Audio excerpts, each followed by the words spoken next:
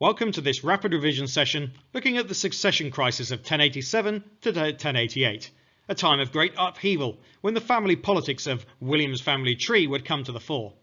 So let's have a look at where the problems were. Here we see a section of William's family tree. William of Normandy, born around 1028 and died in 1087, and his wife Matilda of Flanders, 1031 to 1083. They had a very good, very close relationship, which was not always typical of royal couples at this time. But let's have a look at some of their problem children. We're going to focus just on the sons who are really important to this story. Son number one, his eldest, Robert Curthose. William nicknamed him Curthose, which means short legs. This was an insult. Then we've got William's favourite son, William Rufus. Rufus means red. This meant that he was either red-faced, he had red hair, or maybe he was quick to anger. We're not sure. And then there's son number 3, Henry. He plays little part of this story, but he later became King of England too, as Henry I. So let's have a look at how these people interact with each other, and why actually there's a lot of trouble before William dies. From a prank to a war. William had a bad relationship with his eldest son, Robert. Normally, the eldest son might inherit the throne, but events would unfold which would lead William to reconsider. The spark was a brotherly squabble with his younger brothers, 18-year-old William Rufus and 10-year-old Henry. So what did these children do? We'll consider Robert's actions, William Rufus's actions, Matilda's actions, and William's actions. If you were going to take notes on this video, you could categorise them like that. So without further ado, let's tell the story.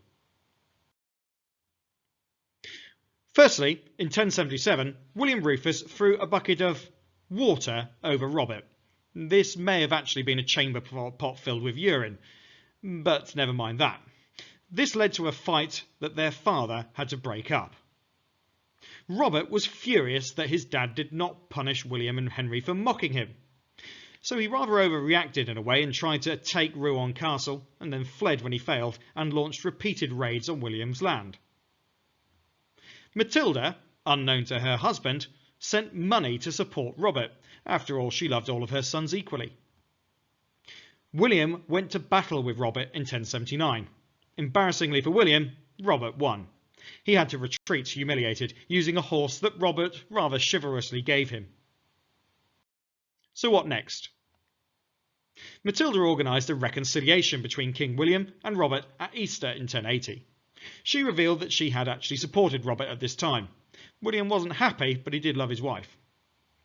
William was angry, but he agreed to reconcile as he accepted that she had done so out of a mother's love, and William actually cared for and respected Matilda and her opinions. Robert also accepted the reconciliation and accepted his father's offer to restore him as the heir to the title Duke of Normandy. William Rufus remained his father's preferred son, however, and the preferred choice to be the heir to the throne of England. The squabbles wouldn't end there. Here, remember that William is both Duke of Normandy and King of England, is deciding to split the two titles that he himself holds just with himself. In July 1087, William suffered an accident on his horse whilst raiding in Mont. Weeks later, on September the 9th, he died in agony. He gave no clear instructions as to his heir, instead leaving God to decide. This was a bit of a fobbed off decision, really. In a sense, William simply went, I can't choose between my sons, let God decide, and if they fight, they fight. Ultimately, though, after William's death, Robert was, as planned, made Duke of Normandy. But he wanted to be King of England too. Bishop Odo, figuring that Robert would be easier to influence as a weaker character, agreed to side with Robert in the inevitable fight for the crown. By the way, if you want to know more about Odo and his rather interesting life, I've got another rapid revision video on that. Anyway, what did William do? Again, as planned, William Rufus became William II, King of England. The Norman nobility were in a bit of a tight spot here. Would they support William and risk their lands in Normandy, or would they support Robert and risk their lands in England? They couldn't exactly have their cake and eat it.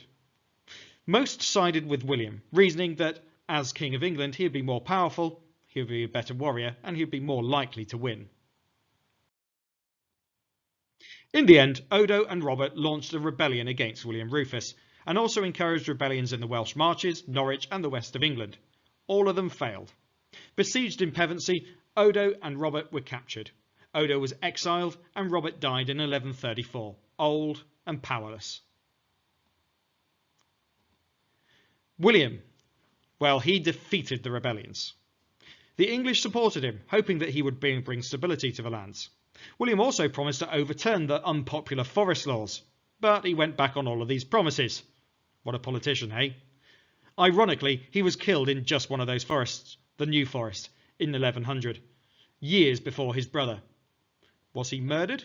We can't really be sure. It might well have been a hunting accident. By the way, Matilda of Flanders had been dead since 1083 by this point. That left William's third son, Henry, to become King Henry I. He'd have his succession crisis all his own, leading to a time of anarchy in England, but that might be a subject for another video at another time. Here's some final points then. Let's remember the reasons for the dispute and the revolt. Firstly, the relationships between members of William's family. Not all of William's family got on. The eldest son Robert had a poor relationship with William Rufus and with Henry. Robert had already tried to take power before William died. It was not certain that the eldest son would become king or get the crown of England and Normandy. In fact, Robert got Normandy, William Rufus got England, and Henry got a lot of money. King William was believed to have said that he would leave it to God to decide who became king. That's when Odo becomes involved. He persuaded other important Normans to support Robert as king, but not William Rufus. Odo wanted this to happen because he felt that he would be better off with Robert as king, as Robert was easier to influence. But the fears and attitudes of the other nobles had something to say about that. Many nobles had to choose a side because they had land in both Normandy and in England. So basically, two rulers they had to keep happy. They had to take a side and make sure that one of them won. William's family had a complicated relationship with each other. He had been to war with his son Robert Curthose before. When William died in 1087, he made his son Robert Duke of Normandy and his second son William King of England. Bishop Odo backed Robert Curthose, but the nobility were worried about having to choose between their landholdings in Normandy and England. Robert rebelled against William Rufus. William Rufus won, mostly because a lot of the nobility supported him, and he became William II of England and Normandy, just like his dad before him, until he died in that hunting so-called accident. We'll never really know what happened.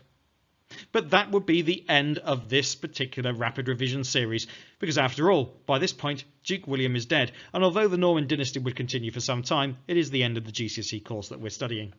I hope that this video and all the others have been useful to you. If they have, please like the video and subscribe to the channel for more topics which I'll be uploading shortly. But in the meantime, thanks very much for watching, and if you're desperate for me to do a rapid revision video on something else, pop it in the comments below and I'll see what I can do. For now though, goodbye.